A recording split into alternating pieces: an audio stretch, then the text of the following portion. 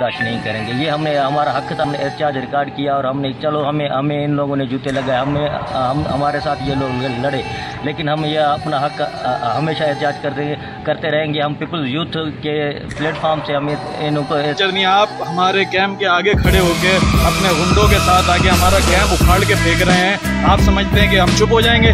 अभी ये वो दौर नहीं है, सिंध से भी आपको हम भगाएंगे। जिस